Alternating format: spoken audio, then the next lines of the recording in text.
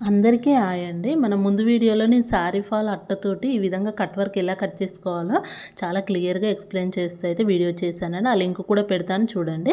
ఇప్పుడు వచ్చేసి దానితోటే మనం ఎలా కట్ వర్క్ చేసుకోవాలో చూపిస్తానండి. ముందుగా లైనింగ్ పైన నేను పేపర్ స్ట్రిప్ వేస్తున్నాను.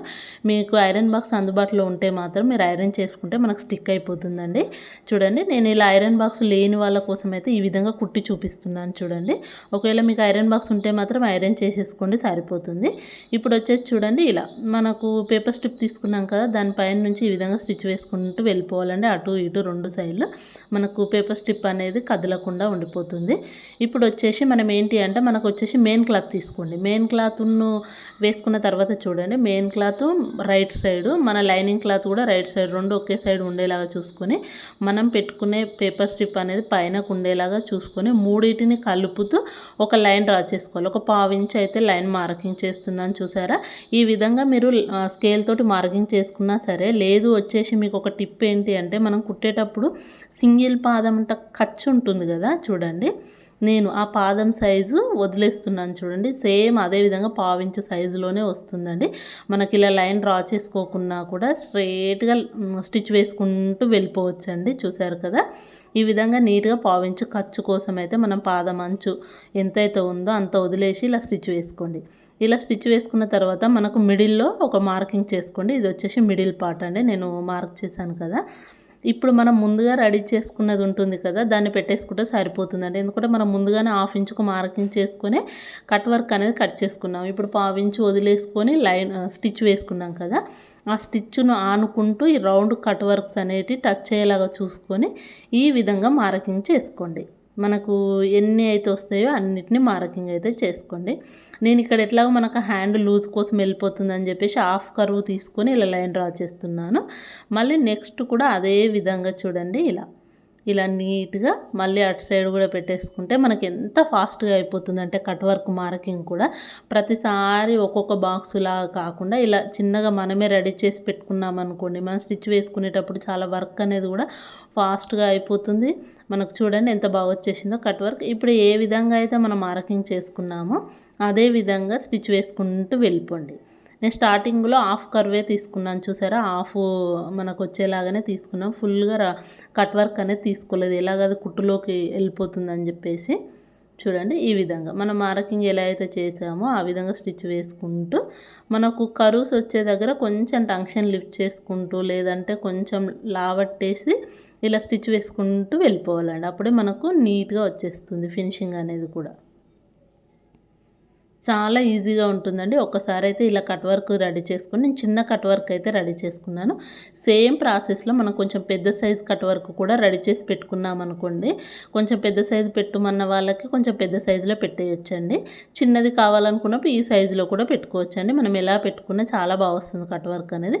ఇప్పుడు మనం ఇలా మొత్తం స్టిచ్ వేసుకున్న తర్వాత ఈ ఎక్స్ట్రా ఉన్న క్లాత్ను కానీ పేపర్ స్ట్రిప్ కానీ మొత్తం కట్ చేసేసుకోండి. ఈ విధంగా చూడండి, ఇలా నీట్గా కట్ చేసేసుకొని మనకు ఆ కరువు దగ్గర కటింగ్ చేసుకోవాలండి. చిన్న చిన్న కటింగ్స్ చేసుకుంటే మనకు ఏంటంటే రివర్స్ చేసుకున్నప్పుడు చాలా బాగా వస్తుంది. చూసారా, ఇలా కట్ చేసి ఏమైనా క్లాత్ ఎక్కువగా ఉన్నా కట్ చేసేసుకోండి. ఇలా చిన్న కర్వ్స్ వచ్చే దగ్గర మిడిల్లో కూడా కొంచెం కొంచెం మనం కుట్టిన కుట్ట అనేది కట్ కాకుండా చూసుకొని మీరు కట్ చేసుకోండి. ఓకేనా. ఇప్పుడు ఈ విధంగా వచ్చేసిన తర్వాత చూడండి, మనం అనేది రివర్స్ చేసుకునేటప్పుడు ఈ విధంగా ఓపెన్ చేసుకొని మన ఫింగర్ తోటి ఫ్రెష్ చేసుకోండి. మన కర్వ్స్ ఏదైతే రౌండ్గా ఉందో మన కట్ వర్క్ది ఈ విధంగా మొత్తంని ఫ్రెష్ చేసుకుంటూ వెళ్ళిపోండి. మనకి ఎన్నైతే కట్ వర్క్స్ ఉన్నాయో అన్నిటికీ. చూసారా, ఈ విధంగా మనమైతే నీట్గా ప్రెస్ చేసుకొని ఇలా క్లాత్ని చేసేసుకోండి. మనకు చిన్న చిన్న ముడతల్లాగా అలా వచ్చేస్తుందండి. మీకు ఐరన్ బాక్స్ ఉంటే మాత్రం కంపల్సరీ ఐరన్ చేసుకోండి. కట్ వర్క్ కానీ మనం పైపింగ్ బ్లౌజెస్ కానీ ఐరన్ చేసుకుంటే చాలా బాగుంటుందండి. చూడండి, ఇలా ముడత ఉన్నప్పుడు చిన్న కటింగ్ చేసుకోండి. మనం కుట్టేటప్పుడు కార్నర్ దగ్గర స్టిచ్ అనేది ఒకటి ఎక్కువ పడ్డా కూడా ఇలా ముడతలాగా వచ్చేస్తుంది. మనం ఇలా కట్ చేసుకున్నప్పుడు చూడండి ఎంత బాగా వచ్చిందో, ఇక్కడ చూడండి ఎంత ముడత వచ్చిందో. ఇలా చిన్న చిన్న టిప్స్ వల్లనే బ్లౌజ్ ఫిట్టింగ్ అనేది చాలా బాగుంటుందండి. నీట్నెస్ కూడా చాలా బాగా వస్తుంది. చూసారా, ఇలా చిన్న కటింగ్ చేసుకొని మనం ప్రెస్ చేసుకున్నాము అంటే చాలా బాగా వస్తుంది నీట్గా. ప్రతిసారి ఇలా మనం లైనింగ్ క్లాత్ను మెయిన్ క్లాత్ని ఇలా ఫింగర్ తోటి కానీ లేకుంటే మనం లైనింగ్ నుంచి లోపల వైపుకు ఫింగర్ పెట్టేసుకొని అయినా సరే మనం నీట్గా క్లాత్ను సెట్ చేసుకుంటే మనకు సర్కిల్స్ అనేటివి కరెక్ట్గా వస్తుందండి. మనం కొంచెం అటు ఇటు అన్నా కూడా మనకు కొంచెం రౌండ్ షేప్ అనేది సరిగ్గా రాదండి. చూసారా ఈ విధంగా ఉంటుంది. ఇప్పుడు నీట్గా సెట్ చేసుకోండి. ఇలా సెట్ చేసుకున్నా సరే చూడండి ఈ విధంగా ఇలా నీట్గా సెట్ చేసేసుకుంటే మనకు అనేది కర్వ్స్ అనేటివి మంచిగా వచ్చేస్తుంది. లేదు అనుకుంటే ఇలా ఫింగర్ తోటి ఒకసారి మనం ప్రెస్ చేసుకున్నా కూడా సరిపోతుందండి. మనం కొంచెం చిన్న కర్వ్ తీసుకున్నప్పుడు ఇదే విధంగా ఉంటుంది. కొంచెం పెద్ద కర్వ్స్ తీసుకున్నప్పుడు చాలా రౌండ్ షేప్లో కూడా వస్తుందని నేను ఆ వీడియో కూడా పెడతాను చూడండి.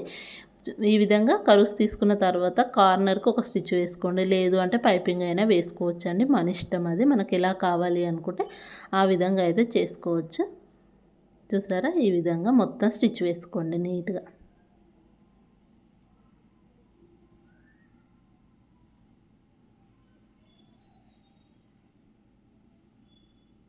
చాలా ఈజీగా కట్ వర్క్ అయితే కట్ చేసుకొని స్టిచ్ చేసుకోవచ్చండి.